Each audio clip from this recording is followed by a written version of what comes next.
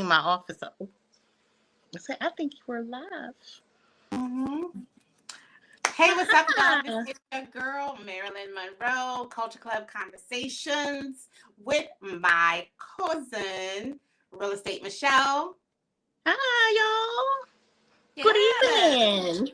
evening. And we are the real cousins of real estate. So, Oh, in real life. in real life. In real life. That's your little thing in mind. Okay. So thank you for tuning in. I see someone already jumped on. You are on time. I see 2 people jumped on. All right, let's go. Hey. So we are here tonight to discuss. I want to say all things real estate, but it's just so loaded, right? So we're gonna. That is very loaded. It's very loaded. So we're gonna discuss a few things of real estate. Hello, Miss. Is it Miss Brown? Deanna, whatever. Hello. I am Marilyn Monroe. That is Rim, Real Estate Michelle. We are real life cousins of real estate. Funny story, and I'll do a little backstory. Michelle and I are close cousins, like sister cousins, twin cousins even. We grew up together from the cradle all the way now. We have so much in common. We're very close in age, if not almost the same age. We have 3 sons. I have 4 sons, but I have 3 biological sons. She has 3 sons. And we started off at a career before real estate. She did sales and marketing, and I did management of hotels. And somehow life had brought us both to real estate. Now we are in real estate, but not exactly at the same type of real estate. We're right across the street from each other. I'm in asset management, property management, and she is in, of course, the real estate of sales and, of course, loan officer that she is. So we still found our way back to being almost identical. Isn't that weird? Isn't that? Yes. So tonight we have a few questions that a few of you guys had sent to us. We had kind of advertised for this segment a few weeks ago just to get time to get the questions in, the scenarios in, and I went through a lot of the questions just to kind of be able to provide you guys a variety of what we both do. So are you guys ready for the first question that we received for our Q&A of real estate? Yes, I know I'm ready. Are y'all ready? Because we ready. We've been preparing for this podcast session for a while. Yes, indeed. Yes. So I am ready. Let's go. Okay. Somebody said ready. All right. So the question is, and this is a question that's twofold. We can both answer it on my side of the street or yours and yours. The question is, when is the best time to buy a home or to rent an apartment or rent a home? Okay. Do I start first or you start first? You can go first. Okay. You should go first. Okay. Okay. So the best time to rent a home or rent an apartment is whenever you're ready. That's first of all. Whenever you are ready with your renter's credit history, with your background, of course, and as well as the market. For renting an apartment with a commercial or a family property, the best season is, I would say, during the holiday.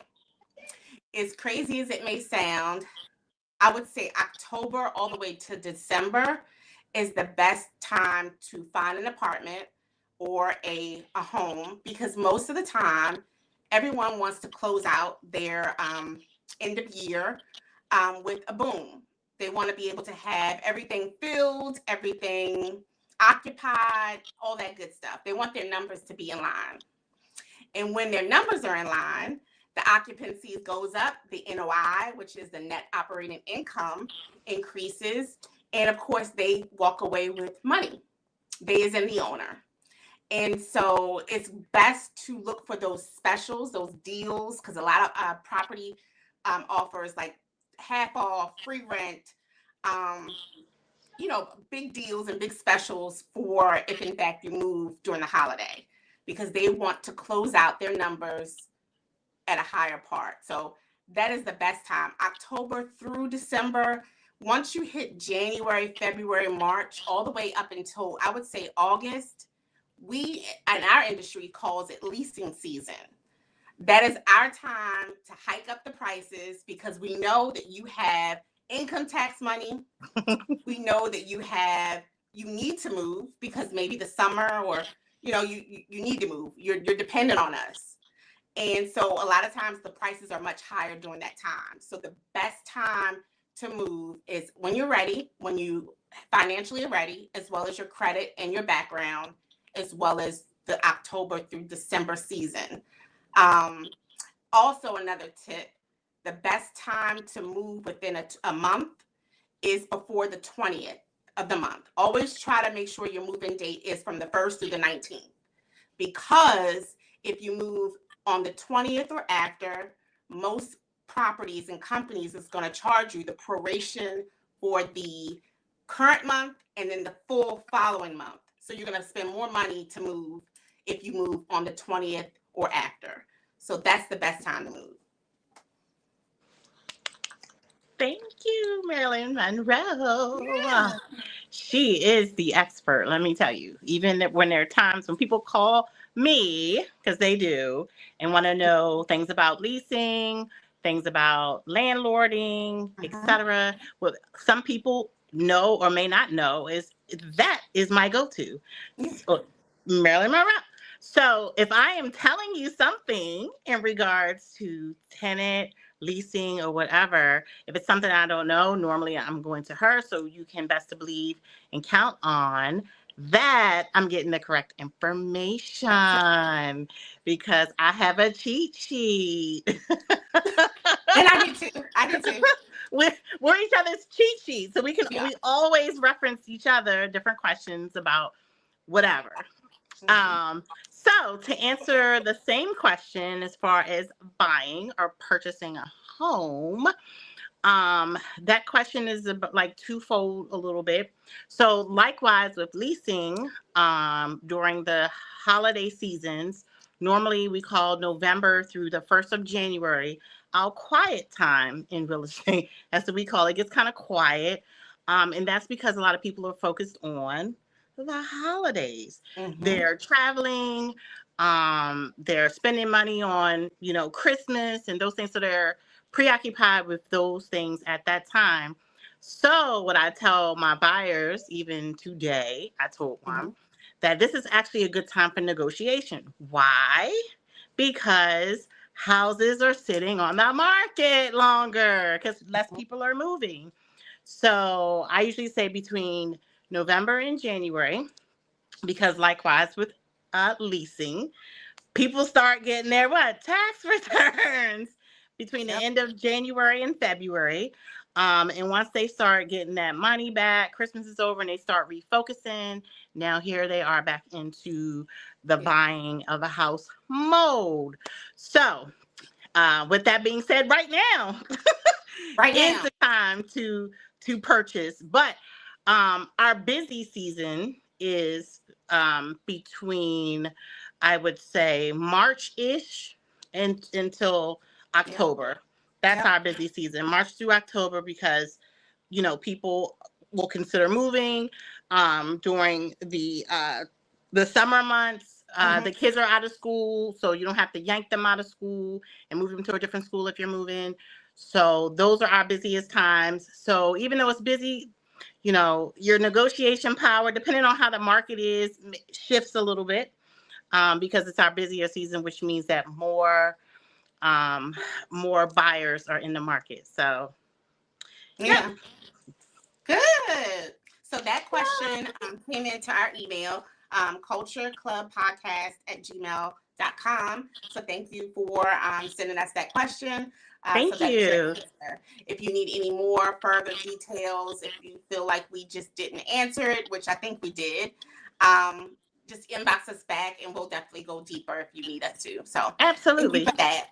Absolutely. So the second question.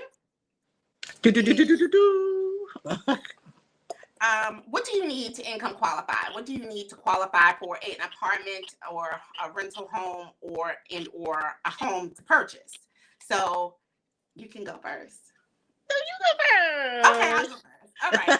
So to income qualify for an apartment, townhome, anything that's like based on like a company community, typically they make those criteria. So often it's like that 3 times the rent of the unit that you are interested in, because every apartment or townhome doesn't have the same exact price. Um, and so whatever your price point is, whatever you're looking to spend, of course, always identify if you can afford that 3 times the gross income amount. If you meet or exceed that, great. Congratulations, you'll get the apartment. As long as your renter's history, which means no evictions, no any balances owed from a previous landlord, if you owe the government or a major utility, or of course a criminal background. So a lot of these companies create their own criteria. So sometimes you'll say 3 times the rent, sometimes it's 2.5 times the rent. I've seen it as low as 2 times the rent. When it comes to affordable housing, then that's a different story. Affordable housing has a different criteria, in which, of course, the housing authority or your case manager would be able to explain and get you in. But for like commercial or conventional housing, typically it's 3 times or 2 times, 2.5 times the rent.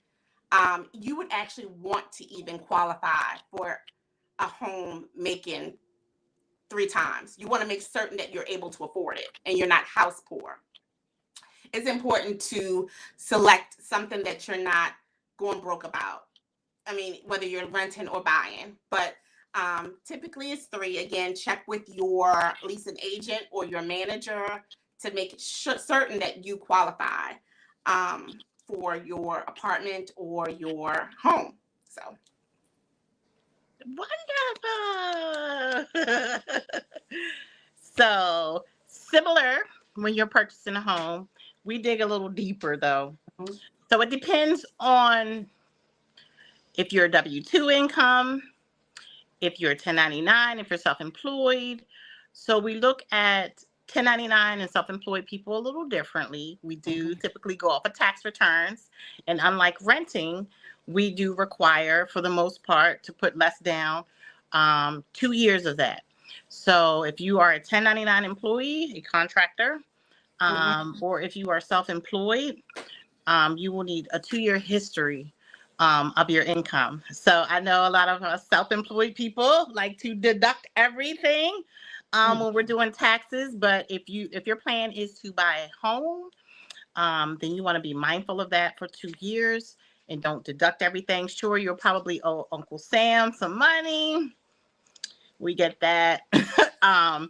But the reward is having your own home, something you can build equity with, something you can borrow from, something you can pass down for generations. So I feel like the sacrifice versus the reward, right? So the sacrifice is way bigger. I'm sorry. The reward is way bigger than the sacrifice. So we definitely want to do that.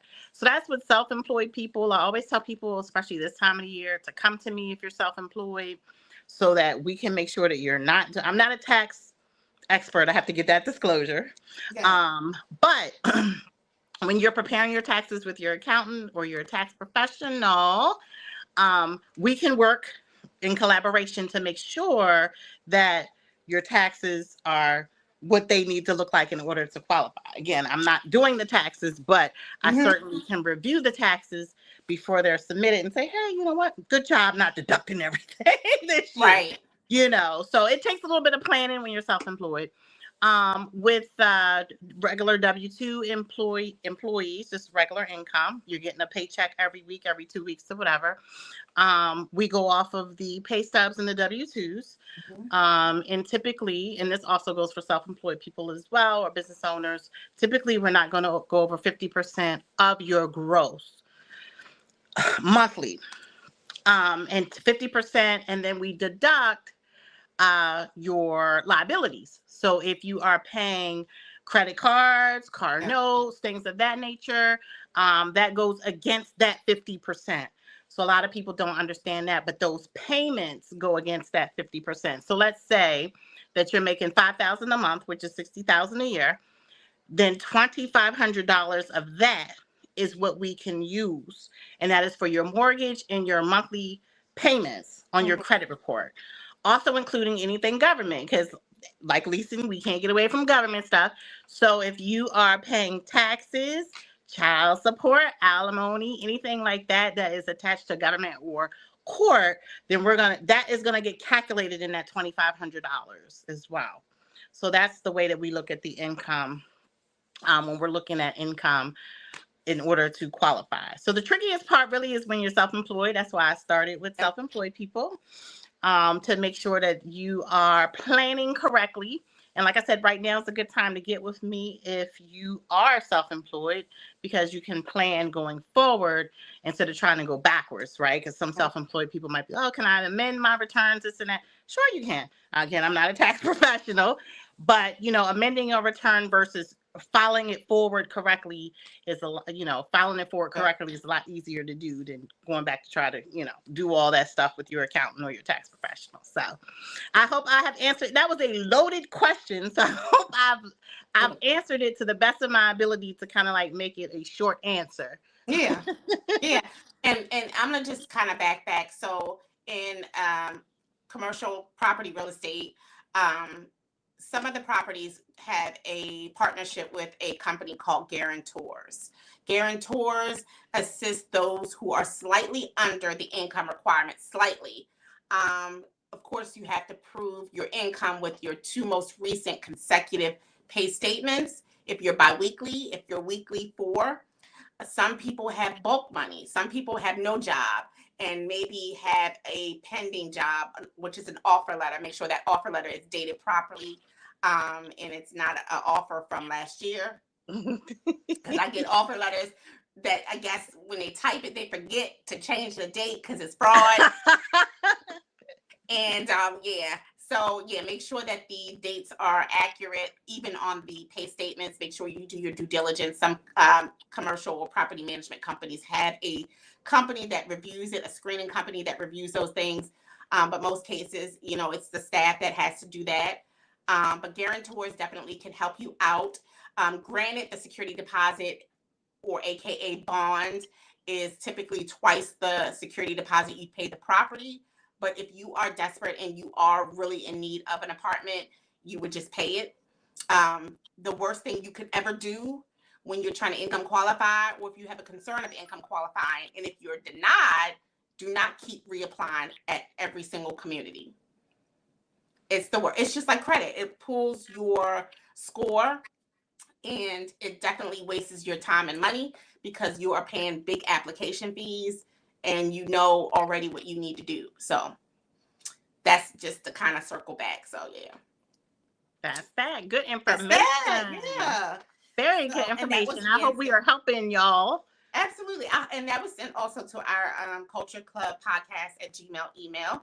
So thank you so much. The third question is, what to look for when buying or renting a home?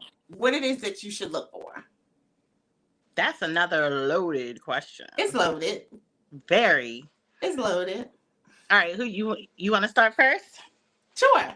So what should you look for if you are looking and searching for a property, like an apartment community, a townhome community, or even a single family home that someone is leasing to you? The best thing, one, to look for is obviously location. Location. Make sure that location before commitment to any lease coincides with your day-to-day life, coincides with your commute, your extracurricular activities, you getting and being able to get from place to place, the route, just factor all of that in. That is the main thing a lot of times we leave out. A lot of times people chase the low rent amount and say, oh, great. But then they realize that they inconvenience themselves an hour out from work. The price that you pay for the inconvenience, the gas, the time, which is your most valuable thing that you cannot the wear and get tear back on you and your vehicle. So always consider location first. Make certain that home that you choose coincides with your life, with you getting back to work, with you getting to your children's school, and make sure that works for you. That's first. Second is, of course, always check the community, the value of the community. Always, of course, if you come to the property and you ask the question, how is this property? How is this community? What type of people live here? That is a fair housing question. We will never answer that question. We will give you an answer, or is it crime here? We will give you a blanket answer and say crime has no address, because we cannot answer those questions. Legally, we just can't, because we can never guarantee safety. So you're never going to have those answers answered right away. You're going to have to do your work. You have to pull your crime stat for that area, drive the property at night, drive it in the day, drive it when it's raining, check to see if it's a flood area. Do your research on that aspect of it, but also then check the reviews. And I will say this: isn't Google a lovely thing? Isn't the internet such a blessing? I tell you, but everyone has an opinion, especially when they're most of the time wrong. Mm-hmm. So a lot of times when you get great service, do you ever think and go back? Most people don't actually create a review. They don't. They only get angry enough and ambition enough to create a review when something goes wrong. Yeah, when something goes wrong, or when they feel like they want to have their way. Right. That is very true. Reviews are, it's up to you to believe the reviews or not. So, but always check your reviews to make certain that, you are identifying any trend, that topics that are being said about the property, the people. But again, take it like a grain of salt. Always visit the property yourself. Meet the staff. You know what that's like when someone tells you about someone, right? And you only have their opinion. But when you meet them, it may be something totally different. Maybe your opinion is different. You know, so you definitely want to meet your property first before you take anyone's word for it. Because it's just their opinion. It doesn't mean their experience was theirs for whatever reason.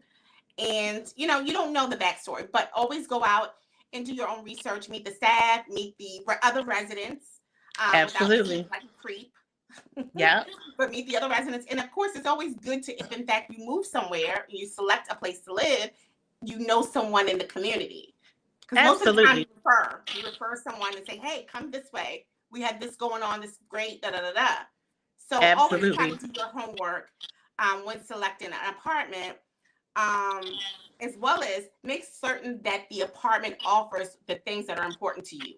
If that apartment caters to people that have pets, they have a dog park, they have a pet cleaning area, and you don't have a pet, and those amenities just doesn't really kind of sing to you, then maybe if that's important enough for you, maybe it's not your community. Absolutely. If it's a community that's a multifamily and you are not interested in hearing any children, maybe you can reconsider and look at something else different. But always kind of do your homework, be in touch, and be a part of your investigation. Never just go by what someone tells you or just a review.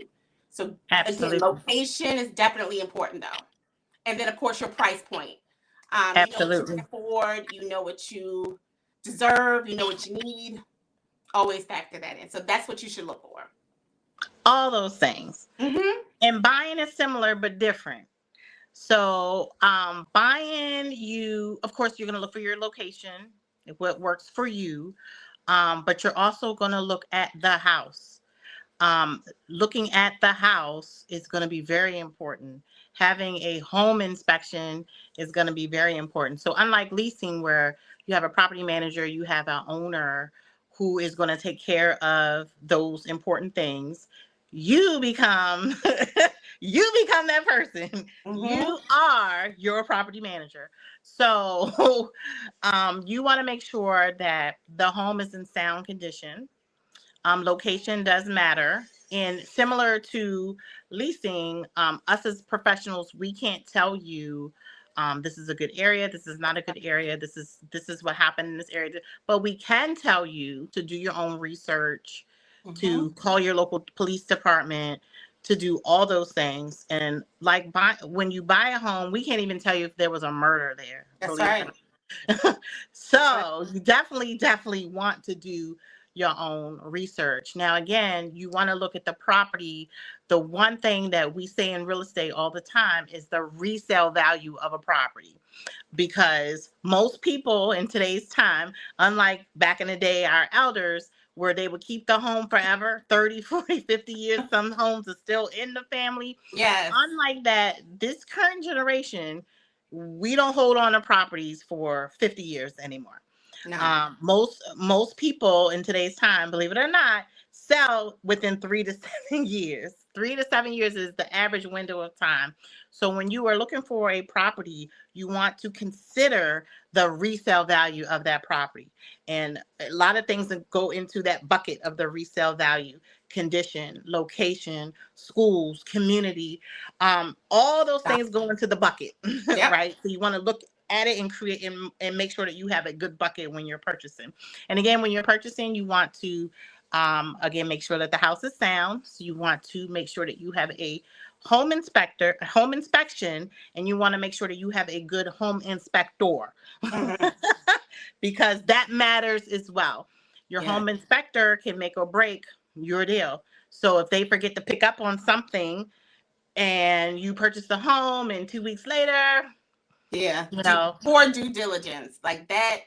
you definitely want to make sure of that you have a good, and that's why it's important to pick trusted, experienced advisors and people that are actually out here in the field that are doing this work, and that have the professionals that they trust. Because again, most people make this purchase a few times in their lifetime. Yeah. I'm doing this multiple times in a month with clients. So I kind of know and can help navigate to make sure that you're making a good decision for not just you, but also for your family. Absolutely. So, We have a question with Go Gadget Crank. I'm assuming hey, Go Gadget Crank. that's a DMV. That's DMV all day. That's definitely somebody from the DMV. Hey. That's a DMV. They asked the question: should a first-time home buyer interested in investing buy a single family or get a multiple unit first? Multi-unit first. So that is a great question. And a lot of people ask that question because a lot of people do want to use their first home to start investing or have that piece of real estate where they're starting to make some money. So that's an excellent question, Go Gadget. So the answer to that is that anything that is 1 to 4 units is considered residential. So which means you can buy up to 4 units in a property. This is one property with 4 units. Let's think Baltimore, something like that, right? Just to kind of give an idea. And you can call that your primary residence. So you can actually live in, and you have to live in it. Okay. So you have to live in it at least for a period of time, because you can't buy and just say, that's my investment property, and you bought it as a primary. Right. That you cannot do. But can you live there for a certain period of time and move? Sure. But you at least got to be there 6 months to a year, or they consider that mortgage no good, if you understand what I'm saying. So yes, you can buy a 1 to 4 unit property, and you can rent the 3 units if you buy a 4 unit property, and let the 3 units pay for the property. Yeah. And more likely, especially in this area, you're going to be making a profit, right? So it's a very good way and good way to get into the investment field as well, by doing it that way. Now, again, like I just said, 3 to 7 years is the average time. So you probably will live there, let's call it 3 years. Do you have to sell the property at that point? No. It is your investment property at that point. You can go and you can move on to your next property, whatever you decide to do at that point. So that's the answer. Is yes, you can do it. It's a great way to do it. It's a great way to do it, and putting less down. Because normally when you buy an investment property, you're putting a significant amount of money down. Normally it's 20% that you have to put down. But if you do it that way that I just explained, by buying up to a 4 unit building, then you're putting the minimum down because it's your primary residence. That's the key. It's your primary residence. So great question. DMV, I already know that's DMV. That's more so probably PGDC. Go. Yeah. Yeah, excellent question. Yes, it is an excellent question. So another question is, what is luxury real estate considered? Like, what is considered luxury real estate? That really depends on, to me, the area. So it depends on where you're at. You know what I mean? And luxury, I mean, that's kind of a loaded question too. You know, All because of it it's really, loaded. yeah, because it really depends on where you are. Like granite countertops is luxury. In other places, it may be, it's still luxury, It's but an it might be upgrade. a little more It over may the be top upgrade. luxury. Uh-huh. Yeah, so it just really depends on, where you're located, what that area, what that market in that area is calling for. So like even when I buy houses, because most of you all know I buy for houses and I flip them. But even when I buy houses, I look at what that market in that area is calling for, Yeah. right? Yeah. If it's not calling for, bathroom has to be separate shower and tub, and it has to be, whirlpool jets.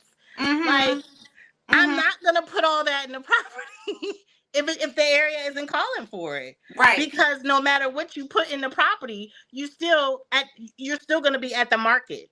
You're not, just because you put all this extra, bling in it. Okay, we're supposed to be here, but now we're gonna be here now.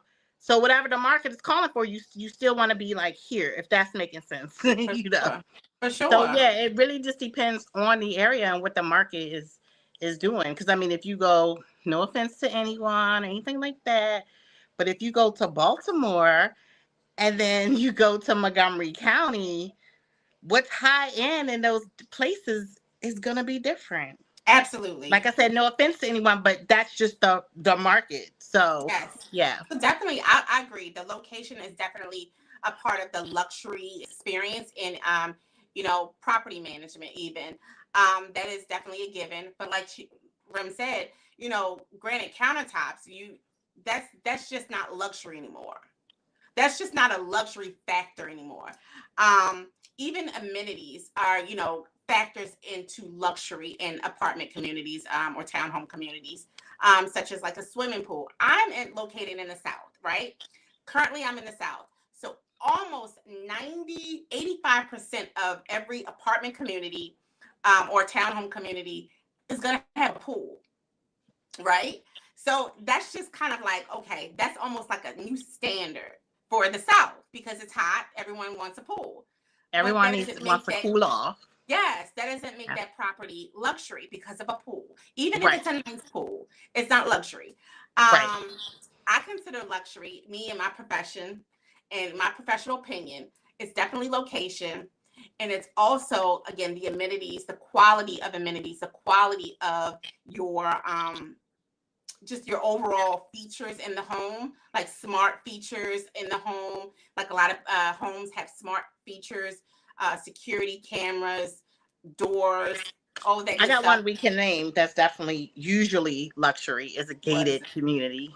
Yeah. If it's a gated community, if it's gated, especially, around here, if it's, single families, and you're more than likely, you're in a luxury community. And actually, here in the South, again, another factor is starting to kind of be common. It's not as large of a percentage as the pools, but gated communities, they're frequent in a lot of properties. But I think they're a little less frequent in this, in the DMV. In the South, it is. So it's kind of like, it's more common, I think, in the South, but up here, it's more of a luxury rarity.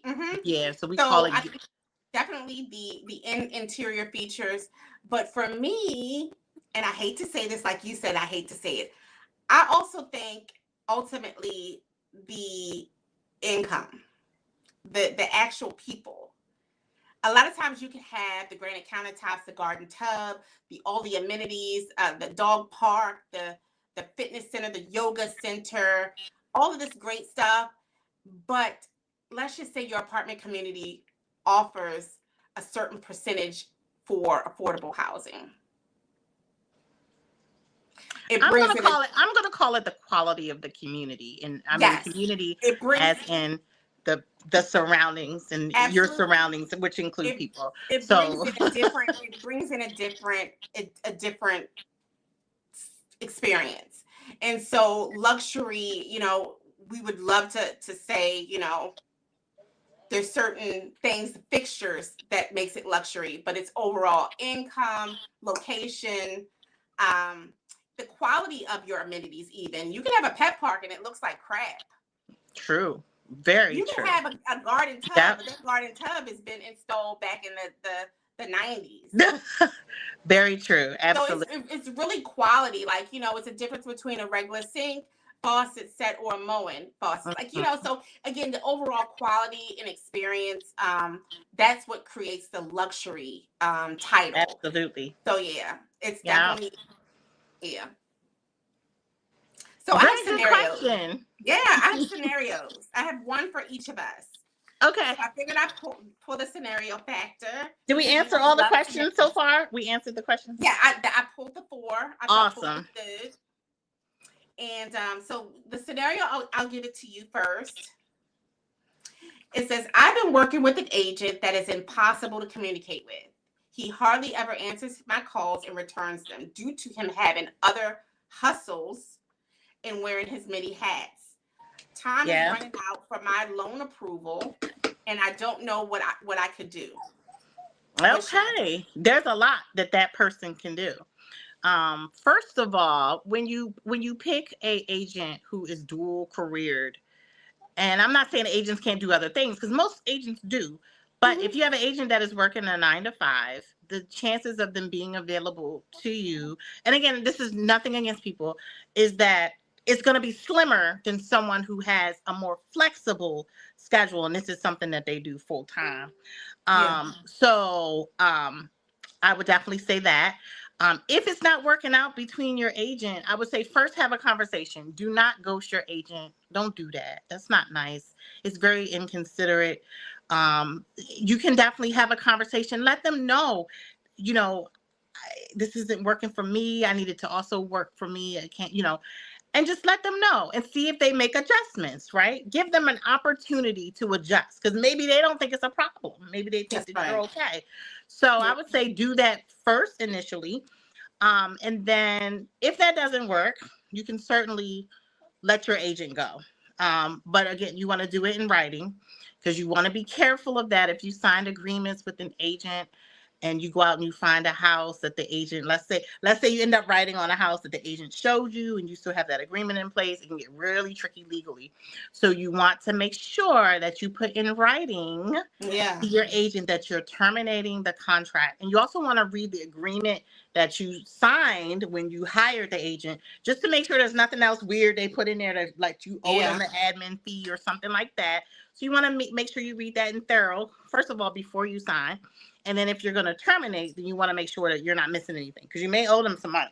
Because some agents do put the admin fee in there and say, hey, if you terminate, you owe me my admin fee, or you owe me whatever it is. So you just want to make sure of that. And then you just want to go ahead and put that in writing. It was almost like a 2-part question. What was the other part? Pretty much their loan. Okay, the loan part. Gotcha. So with the loan approval, in most cases, you contact your loan officer and you let them know, hey, I know my loan approval is about to run out. What do I need to do? The loan officer is going to tell you 9.5 times out of 10 to submit updated pay stubs, updated bank statements. They just want to make sure that nothing in your financials have changed, right? Yeah. So as long as that stuff is updated, then you should be good. No loan officer is going to tell you, oh, well, your approval ran out. Bye. Like, that's not the way we work, right? That's just not how it works. So what you want to do, if you're satisfied with that loan officer and you want to continue to working with them, you just want to let them know that you want to update your loan approval so you can get a fresh pre-approval letter. That's right. Saying that I've submitted all these documents and they're current, right? And provided nothing has changed in your financials for the worse, hopefully, prayerfully, they've changed for the better, or at least stayed the same. Because if they've changed for something different, then your loan approval would change, right? Yeah. So even if you're thinking like, oh, something changed in my financials for the difference of the worse, right, that won't change anything. So in other words, no matter if you found a house today or tomorrow, or you found a house last week, it's going to change your loan approval. So as long as nothing has changed, you just submit updated documents, and you should be absolutely positively fine. So no worries with that. Get rid of that agent. Yeah, I would say have a conversation first. Simply because, again, some people just think that they're doing good and they don't know you're not satisfied. You know what I mean? Like they do. They think, okay, we've been working on the weekends, we're good to go. But in your mind, you're like, I can do more than the weekends. I could go out Wednesday That's through right. Saturday. That's right. But unless you tell that agent that, they may just think everything is cool. So I would just at least have the conversation. And then if for some reason it's just not working out anymore, make sure again you go back to your agreement.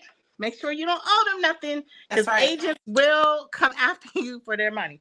So just make sure that, okay, it says, it's not saying any dollar amount that I owe them. It says I can terminate in writing or whatever the case may be.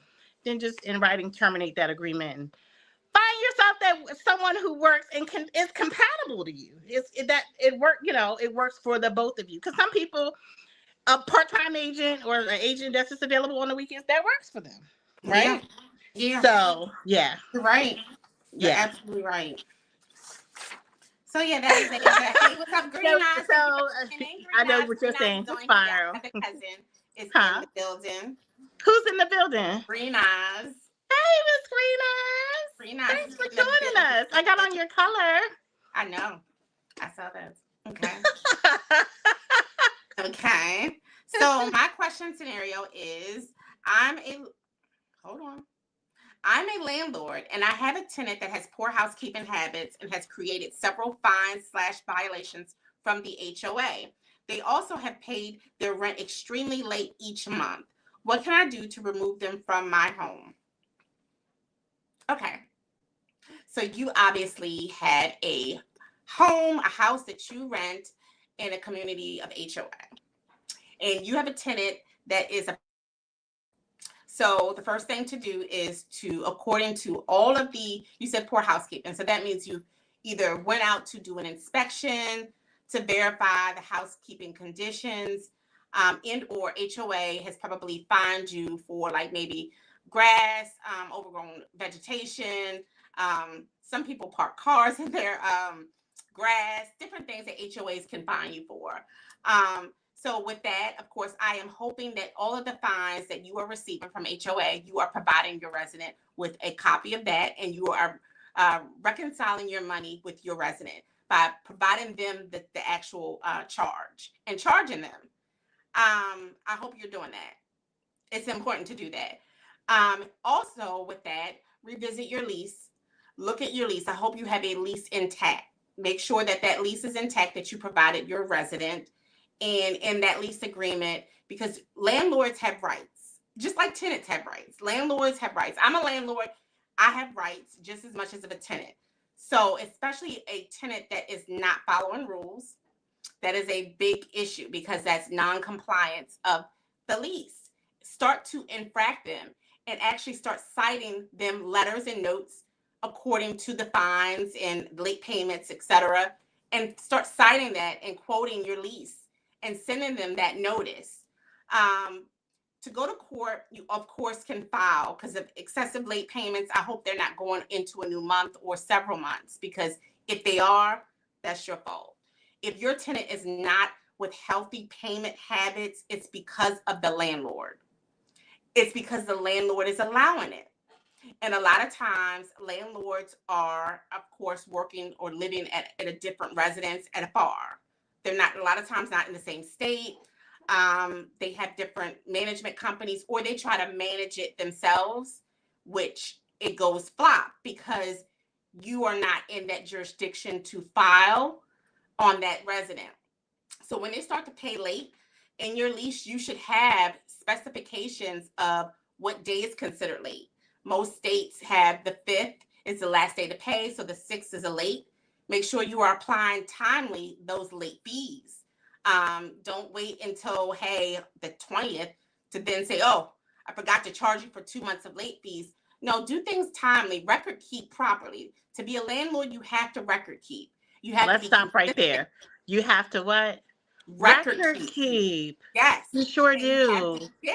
You have to keep an accurate ledger. Yes. A running ledger, and it has to record timely. Yes. You cannot wait a month later to record a rental payment that happened 2 months ago. Or you can't wait to deduct whatever it is with any monies, or even commingling. You shouldn't commingle. But it's important to record keep properly. And in that regard, again, your tenant is only as good as you as the landlord. I think you should explain what commingle means, so some people don't know.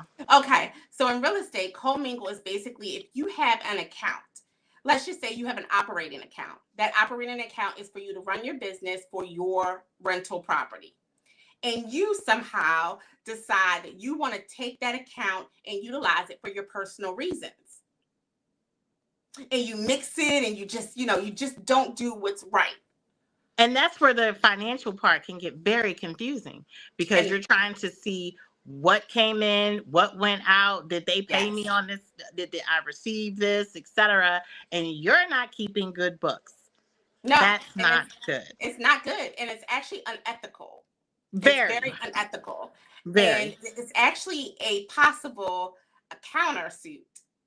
If in fact you are not able to properly record keep and bookkeep with your tenant, because again, this industry, real estate is a beast. Yeah.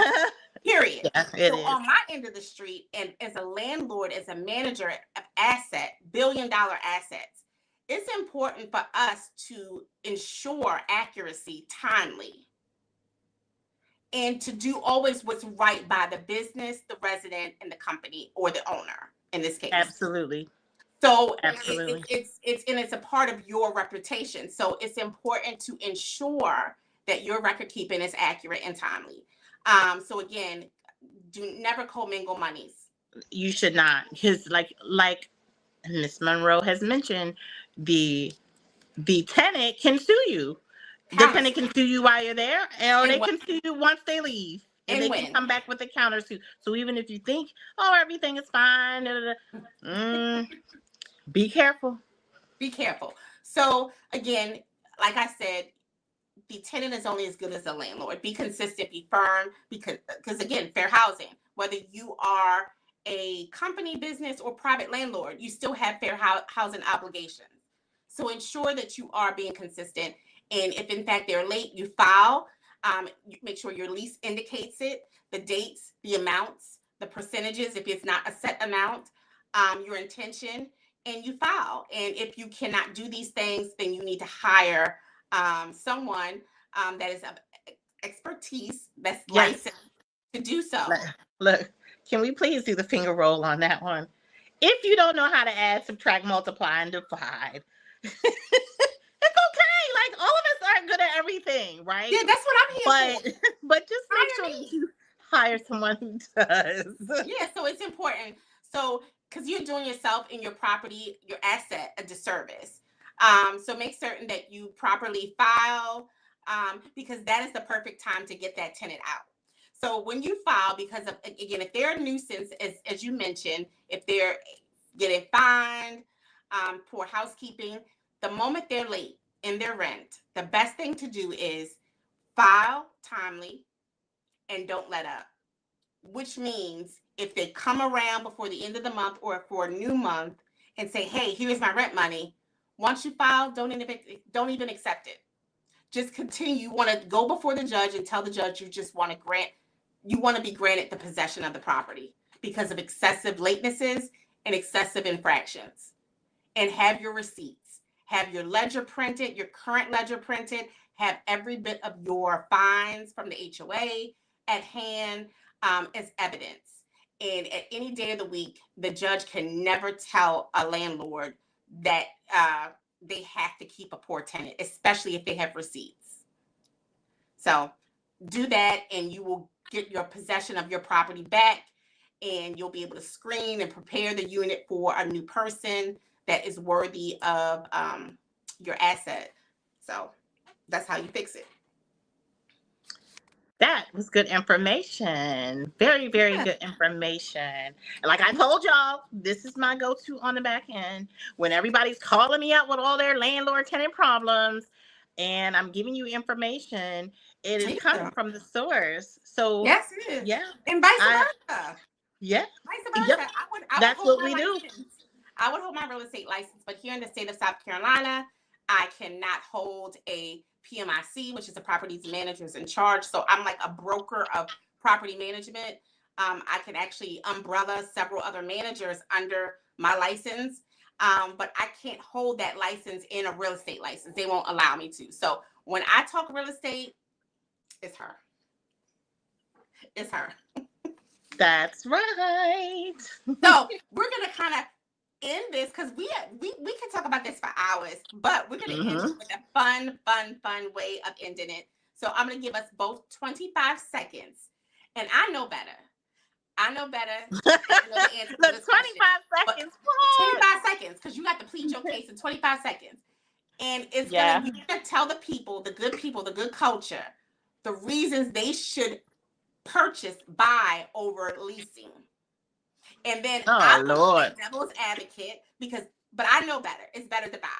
But I'm gonna play devil's advocate, and I'm gonna tell you guys why to lease over buying.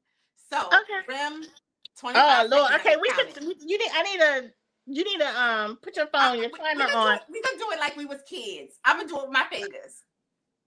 Are you serious? Yep. Okay. All right. Ready? Okay, go. Okay, you should buy a home because it is an asset. You can build equity, you can borrow from it, you can leave it to your generations to come. You have control over it. No one is going to tell you, unless you have HOA, no one's going to tell you what to do and what you can't do. You have much longer to pay a mortgage than rent, because a mortgage you have 29 days before you are late. With rent, normally it's just a couple of days. Again, I'm done.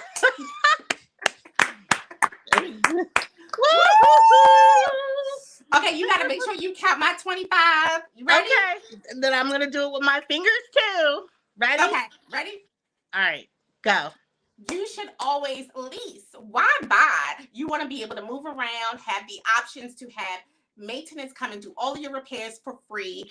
And of course, you get to live in a great place without the commitment or the burden of having to fix everything, having to pay taxes every year, having to deal with possible HOA. Why do that? Why not see the world? Save your money. Don't commit. Don't commit. So before we leave, we're going to tell you all what exactly we do. Rem is going to run down her business and all of the things that she does regarding real estate, and then I'll do the same. Okay. So most of you know, but if you don't, you are new here. Thank you for watching. Number one, we appreciate our audience. Yes. So I am Rem, which is short for Real Estate Michelle. I am a loan officer, so I get you the money, Michelle, to purchase a home. So I do loans.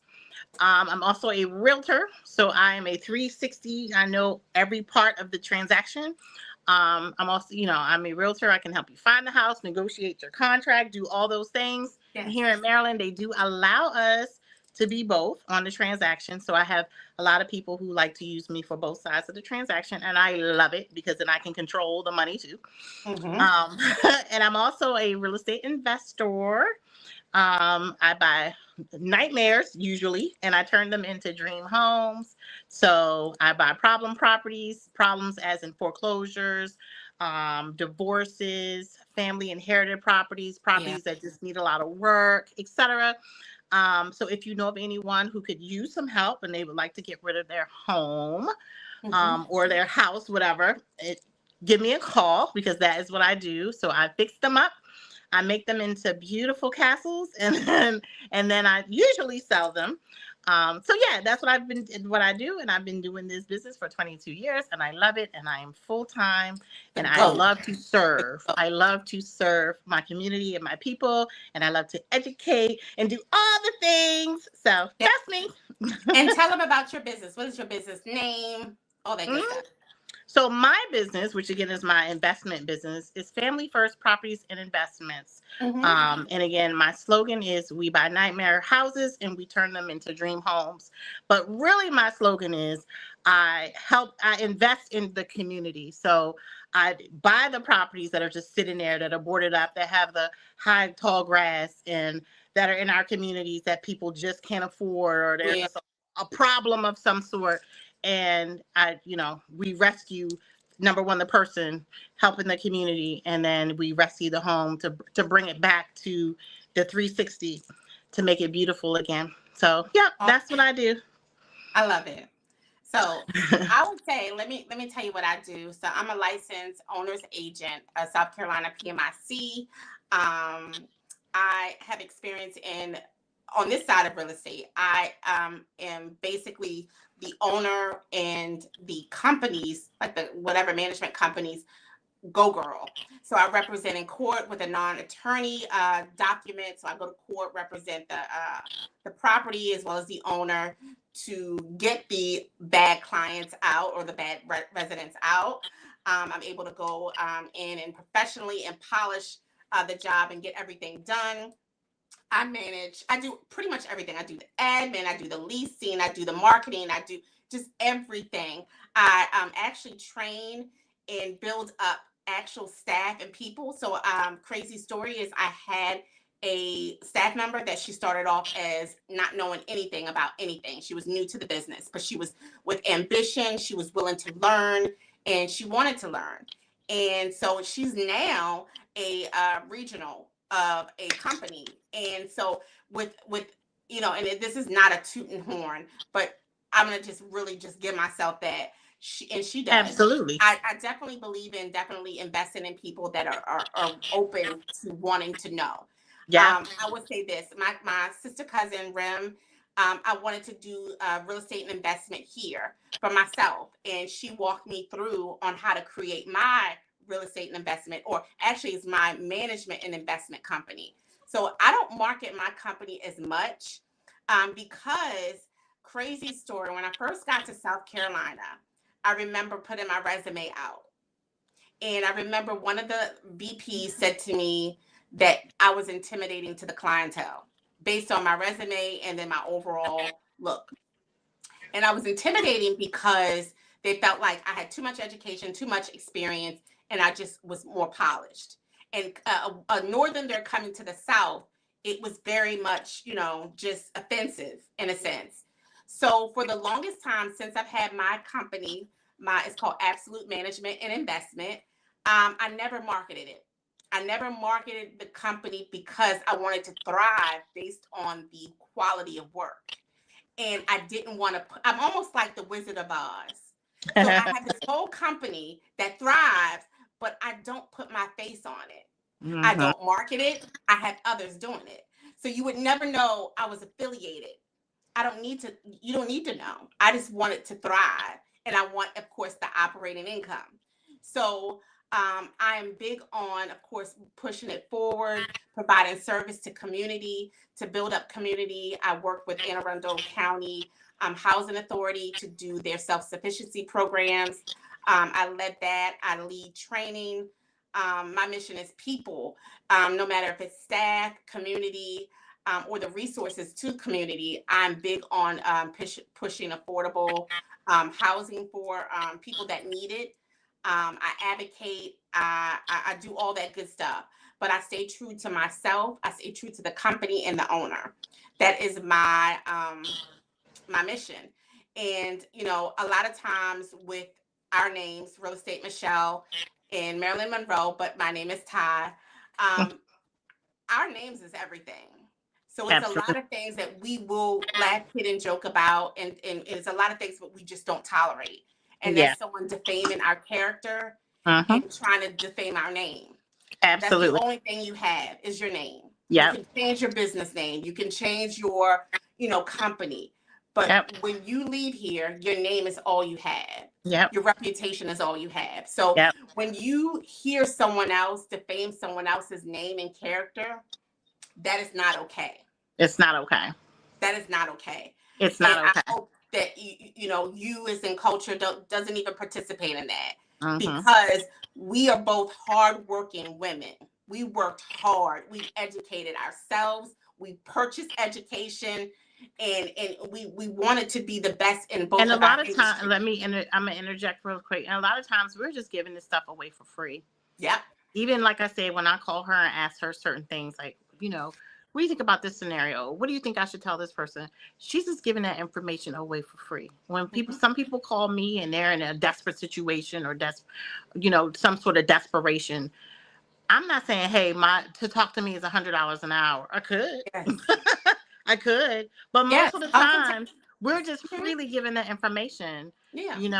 And, again, defaming anyone should not be tolerated or okay. And you should never allow that into your circle, especially if you know that that person is a person of the community and a person that is truly helping people. Because again, like Marilyn Monroe mentioned, we are both all about the culture, hence the name of this podcast. So we're here to help our culture, to be that advocate or to be that. I know when I first got into the mortgage business, I thought I was a little crazy. I'm not even gonna lie. But the reason that I got into the mortgage business, which was actually 15 years ago, I've been in real estate for 22, but I decided to get my mortgage license 15 years ago, almost 16. Nevertheless, I did it because you know why? Most of our culture walk into the banks or into mortgage companies and we are scared. We are afraid. We don't see anyone that looks like us, no one that can relate to us, no one that we can just say, hey, listen, this is the situation I'm in. What do you think? Right. So I made it a point to learn this industry and to learn it well because I wanted to bring the information back to my culture so that we know that we can do it, or we know that we have someone we can call on if the situation isn't that great, etc. Right. So that was the reason for me doing it. Right. Yeah. So again, it's important. People like us, and whether it's not just us too, but people like us that are actually doing it for the community and doing it for the culture and for the people that we love, I think deserve the highest level of applause and respect. So people in the industry like me, I give them the utmost respect and applause because absolutely, it's not many of us. And like you said, it's a blessing. It's an honor to service anyone that trust us. Yes. With their information, because we hold sacred information. We are a part of, people's lives. Yeah. And I find it an honor. Like I don't take absolutely it at all. To be able to provide people the best service, even if it's brutally honest service. Even if it's not something they want to hear. Yeah, sometimes we got to tell them what they don't want to hear. Yeah, I've evicted people and they come back and say, hey, Miss Tyler, let me show you my baby. They have a baby and come back and show me their child. Because at the end of the day, they respect that I'm a professional. I'm a person and I'm definitely relatable, but they respect it. Like, and that's a great thing of what we service, because again, this is our mission. And we do it well. And that's the core of us. That's how we were raised. Absolutely. So with that said, thank you, Culture, for all tuning in. We had great people that were tuning in. Quite a few people thank you all. tuned in. Go Gadget Crank. He actually sent another question in which we'll respond offline. Lynette, Green Eyes Net, our cousin. Hey. Hey. We had a JTMB Forever. Thank you for tuning in. Thank you. Thank you all for the replay. Make sure that you replay Please share the replay. Share it to someone. You never know who needs to hear the information, so definitely share the replay. It's important to share. Don't gatekeep. Don't be a hater. Yep. That's share this right. And make sure you subscribe. If you're not subscribed already, subscribe. We're on social media, all platforms of Culture Club with a K, Conversations. I am Marilyn Monroe on social media. I'm the real Marilyn Monroe. And in REM, Real Estate Michelle Larkin. We are here to service. And thank you, cousin. I love you. I love you. Good night. I love the culture. Good night.